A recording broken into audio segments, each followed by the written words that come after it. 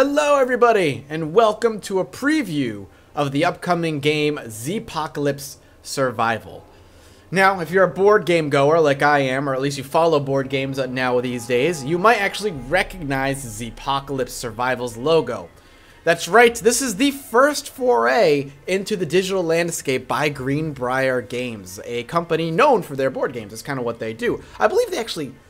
I might be wrong, so I apologize if I am, but I believe they kickstarted their board game, and it was a great success. It's actually a really good board game. I know people that are really into it. I personally have never played it. I almost picked it up at PAX East, but unfortunately I didn't. But now they're actually taking that game genre, or that game title, and they're bringing it to the video game industry, and they're running a Kickstarter on this game right now. There will be a link to the Kickstarter below. So, what is Zpocalypse Survival? Well, first and foremost, you must know that what I am playing is a pre-alpha proof-of-concept demo that they showed at PAX East, and is, I believe, free to download on their Kickstarter page. Of kind of just, again, it's a proof of concept. It is completely unfinished. It's missing basically all the major key features, but it presents the general idea of what they're trying to do with the game. So, it is a survival game. It is all about recruiting people. From what I've read, up to 4 people can be in your party at any given time, and building up a base somewhere on the randomly generated map. It will have a randomly generated map when the game comes out, and surviving for as long as you can while scavenging and building up your defenses and dealing with events that the game randomly generates as well. All this sounds wonderful, but right now the demo only showcases some basic stuff, and that's what we're going to play. We're going to play the basic stuff. I'm going to kind of show off the basic formula that's kind of laid here, the groundwork. Talk about what I like, what I would like to see changed, or what I'd like to see implemented, and kind of wrap this video up. So, at the beginning, you are allowed to choose 3 different classes: Bruiser, Fighter, and Smarty. The 3 come with 3 very distinct special abilities, as well as some different stats to go along with them. I'm going to pick Fighter, just because I've played the Fighter and the Bruiser so far. I don't really want to play a Smarty. I feel like playing a Smarty would be kind of dangerous, unless you have some backup or some muscle. So let's go ahead and pick that and hit a new game. Now, the full version of the game, when it is released, will have randomly generated map. But for this demo, the map is static. It is the same every time you play it, which is totally alright. This is kind of just to give you the idea of what's going on. We'll go ahead and pause it right away. And we're going to go over the HUD. So this is your main base. There is crafting element in the game, like I said. In the full release of the game, the plan is to be able to build anywhere on the map. Right now, the only place you could build is in your starting base, which is right here. So that's what this button is. This is crafting. This is just your basic menu. Over here, the ring around your character is your health. The blue bar is your stamina. And what I assume this will be is for your party. Now, in the demo, you can only get 1 party member added to your party. But again, upon release, it's supposed to be 4. This is your left hand, this is your right hand. If you left click on an enemy, you will swing with your left-handed weapon. If you right click, you should do it unarmed. And this is your hotbar. So this is your special ability. The Fighter has coup de grace. For the next 5 seconds, you always deal critical damage. And I assume that uses this. It's 50 something, costs 50 vigor, so that's what that is. I don't know what this is. I assume it's suicide. I've never clicked on it. I'm too afraid to click on it. Ammo, which is ammo, obviously, how much you have. Adrenaline, which boosts your speed. And painkillers, which helps your health out. Pretty basic, right? You can kind of get it. What I do like is the aesthetic they're going for with it.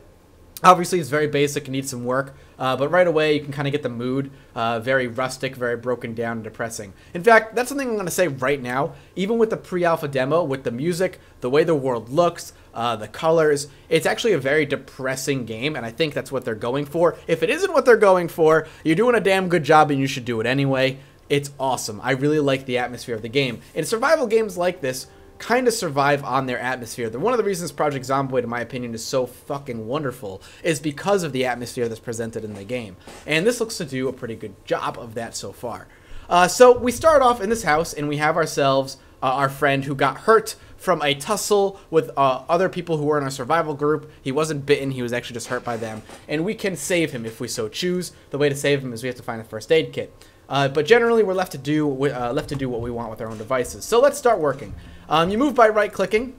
Pretty simple. And we already have a zombie there, so we're going to go ahead and left-click on the zombie. 1 zombie, not a problem. Multiple zombies, huge problem. I will say that right away. It is a massive problem with massive amounts of zombies. They are actually a threat, and that's something to keep in mind. So you're going to wander around the world, and you're going to see objects have this yellow glow coming off them. That means you can scavenge them. So we're going to go ahead and left click on it and let them scavenge and see what we can find. We found obtained wood scrap. So there are 3 construction materials, crafting materials in this game right now. Cloth, metal, and wood scraps. That's it.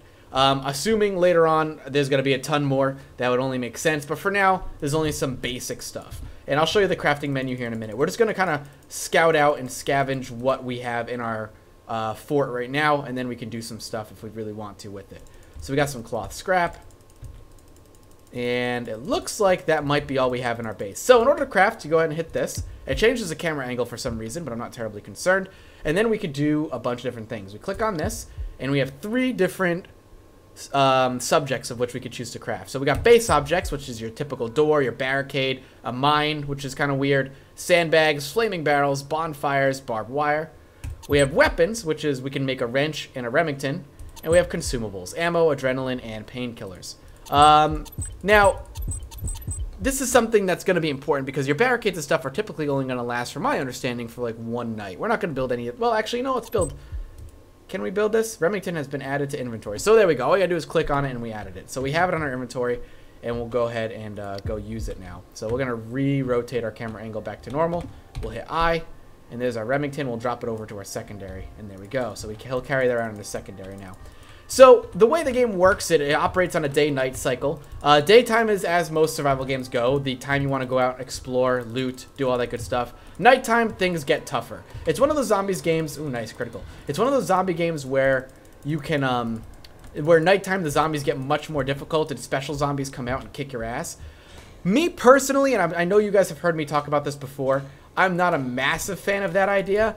I like the idea of zombies being the same day or night, the threat being the horde, not necessarily the special zombies. The way the game works almost works, from my understanding, the way I've seen it so far, is almost 7 days to die-esque, where at night it's like a horde mode thing. You have to defend against the zombies kind of just coming at you. I personally don't like that much. Whoop.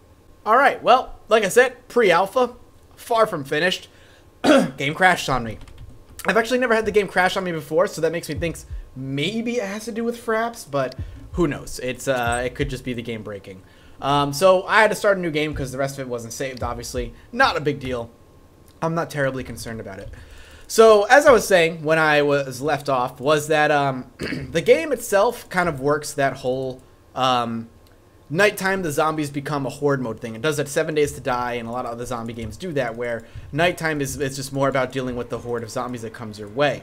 And you've heard me talk about it before. I'm not a huge fan of that. I actually personally would like to see that changed, and hey, everybody to each their own. They don't have to change that because I don't like it. But one of the things I like is the idea of the world not going after you, the world just kind of operating on its own. The zombies will kill anybody, right? I don't think them hunting you down at night just because the sun went down is anything that I particularly enjoy in a gameplay experience. The special zombies that come out at night, from what I've seen too, and that's just a little weird. I understand the idea that there's that particular zombie lore where there's zombies that are much more powerful at night and they're much scarier and stuff. I was never a fan of that lore, but I know there's lots of people who are a fan of that lore, so I'm not one to complain. But since I'm the one making the video, I'm the one that's going to voice that because that's just how it is. But that's a minor complaint, generally speaking. So, but that forces you in the game to do that whole daytime scavenge, nighttime go home. Not that I don't do that already with stuff like Zomboid, but just for Zomboid, it's for a totally different reason. I like to have my character not out at night because the zombies don't change. They're not more threatening. It's just that your vision and your character is awareness due to being tired. All that stuff conspires against you so that those zombies who during the day weren't necessarily a threat are now a huge threat because of you. It's more that you're actually a threat to yourself because you're tired and whatnot than you actually being a threat in general. So yeah. So obviously what we're doing right now is just kind of going around and doing the basic looting and scouting thing. Now in the full game, the map is going to be different every single time you play, so you won't be playing the same game every single time. The idea too is that you're going to be having the this AI, I guess, the AI director throwing events at you to keep the story going, which is going to be something that is kind of cool. I think that's going to be good. I think a lot of games are starting to do that, Zomboid being one of them, in survival games. And I think it's almost imperative in survival games to keep that emergent story coming. Not that it's going to it has to have a main storyline to follow and enjoy, that the game is willing to just randomly generate random events at you. One of the best games that does that right now is RimWorld. RimWorld is an excellent example of a game that does that very, very right. So we're just going to go around and kill these guys, and we're just going to loot. We're going to explore the town, grab what we can, and do what we have to. Right now, I don't think there's a map. As far as I can tell, I've never come across a map. I don't think there's a way for me to come up with a map. But it's not a big deal. It's not terribly hard to get lost. The way the game camera works, actually, is a point of improvement for me, I think. So maybe it's just spoiled in that particular type of gameplay, but you have this omnipotent vision that goes around you. You can see behind you no matter which way your character is facing. I don't know. I personally think I'd like to see that changed. I would like the ability for your character to only see in front of you. Actually, throughout the world, these little statues and stuff and Bibles and stuff are thrown around. You can click on it and give your character a nice bonus to stats. So he has +5 firearms or +5 melee. It depends on how realistic of a survival game they want to make it, actually. I mean, it doesn't detract from the gameplay in any meaningful way, obviously. Well, I mean, a minor meaningful way, rather. It just means that, you know, you're less likely to get snuck up on by zombies. You're just going to see them coming. Now, granted, his field of vision is much, much, much smaller than something like they would in Zomboid. Okay. Oh, God. I'm not totally sure what's going on there. So, gun might be bugged. We're actually taking a ton of damage and we're going to die. So, I died. As you lie, bleeding, the undead close around you and whatnot. So, the gun might be bugged. I tried to use the gun there, and my character clipped through the ground with his gun out and ended up dying. Here's a little stats of what we ended up doing. So we can submit feedback there. Let's go back in. We can go in as a bruiser this time. I want to show you guys the character screen before we wrap this up. It's going to be short, obviously, because there's not that much to show. And again, I highly suggest you go check it out yourself if you can.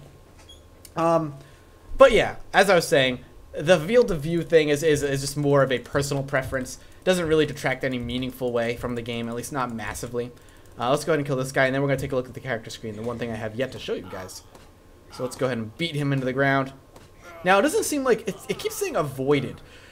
It doesn't seem like we actually take that much damage there. Oh, it looks like we might not take damage so long as we have stamina. Okay, that makes sense. Is that what I'm getting now? As long as we have stamina, we don't take damage? So let's go ahead and burn this. Oh, we don't have enough as the Juggernaut. Let's go ahead and beat him down to the ground. Another zombie comes around. The zombie AI, from what I've seen too, something that I feel like talking about just a bit before we go into the character screen, is pretty smart. Well, it's pretty smart for zombies. They do react to sounds. There are a couple areas in the game that actually make a lot of sound, and when you do, the zombies start pouring in from all over the place. Again, the numbers are what's more threatening in the day than the zombies themselves, which is what makes sense. And they're willing to come towards sound. It seems like they're willing to come towards sight, obviously, so long as you're there. So they act like a zombie should act. So let's go ahead and hit the C button here. No, that's not how you open a character sheet. Can I click on myself? I know I've opened it before. God damn it. Hang on. Let's kill these zombies off. Let's go ahead and beat him into the ground. Now, hopefully he can't get to me. It does not look like he can get to me. That's good.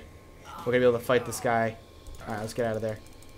It looks like, yeah, the stamina is more relegated to dodging attacks than actually attacking anything. I wonder how I get to look at my character. I've opened it before. I only did it once, granted, but I can't remember how I did it now. Alright, so he's dead. We leveled up. Is it under I? Okay, yeah, it's under I for inventory. Alright, it's the same screen as your inventory. So right now we have our health and our vigor, things that can level up. Our skills is going to be a skill tree here, which is awesome. I don't know what these do. If you hover over, it doesn't give you anything, but this is going to be important as you play, presumably. There will be perks. As of right now, all it says is perks will act as passive or active traits that you can gain by advancing in both level and exploration. Sadly, this feature is not ready for play, which is not a big deal, and then you can give details on your character's survival. So, I like the character screen. It's functional. I'm sure we'll see it overhauled a numerous amount of times, but that's just how it works. So let's go to the church and let's show you what happens when you make a lot of noise and where the danger can come in and lie during the day. And something that I would like to see carried over to the night instead of special zombies. Again, I'm probably going to harp on that because it's one of the few things that I like. So this is going to give us +5 toughness. It's a Bible. But here we go. What is presumably an organ that you can't see. Oh, there it is. Makes a lot of noise. And now, all of a sudden, here come the zombies from all over the place. Now, I'm assuming they're spawned in. That's more of an event than anything else. But this is not something you want to mess with because there's so fucking many of them.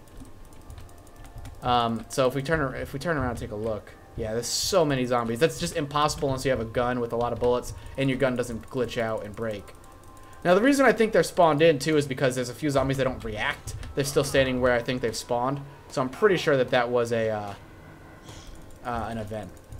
And that's really all there is to the game right now. There's really not much to it. There's scavenging, there's beating zombies, there's exploring the world. So I'm going to kind of give my final thoughts here as we wrap this up.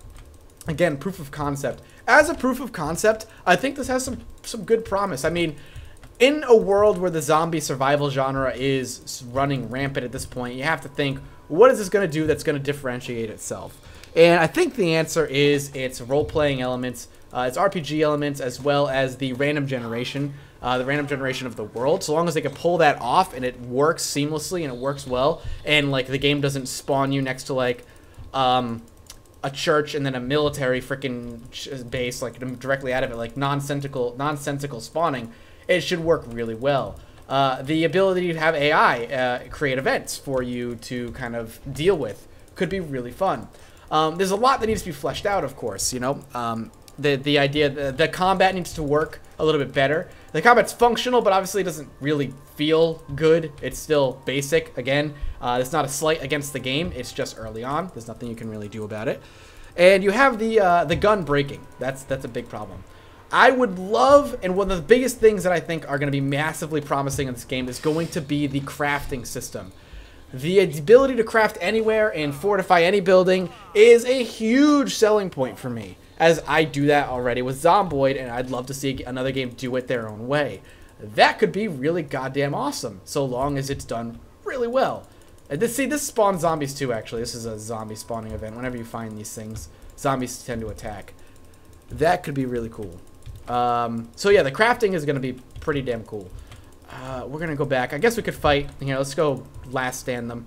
Let's see how long we can last. Again, the numbers. 1 isn't a big deal, but it's multiple. I actually like the vigor system where you don't take damage until the vigor system runs out. So it just means the more you get surrounded, the more screwed you are. So let's go ahead and do this. And we'll talk a little bit about what else I'd like to see. So the game obviously also works real time with paused. That's kind of cool. Allows you to stop the game and think about your next maneuver. It just has a lot of potential for being a really good survival game in this genre that's already really oversaturated, unfortunately. But more zombie games for me is going to be cool. So I don't know. I think it has potential. I think there's a lot of positive stuff here. The atmosphere already has going for it. I like the aesthetic so far. The music does a really good job at kind of bringing that a long way, as well as the kind of just the way the world is built and the way the world looks with like broken down walls and blood smears and actually messages written into blood. All that goes a very long way into making the game much more atmospheric. So unfortunately, that's all there really is to talk about. There's not a lot here. The promises they make are promising. I would highly suggest you go check out the Kickstarter page, even if you don't decide to donate to them and say, man, maybe this is not my game quite yet. Go check out what they promise in a full featured list. It's pretty cool. I'm hoping it's going to be awesome. And maybe just because I played this, I'm going to try to get my hands on the board game itself. Thank you guys so much for watching. I'm curious what your thoughts are in the comment section below. If you enjoyed it, you know what to do by now. And as always, I'll see all of you guys next time. Bye-bye.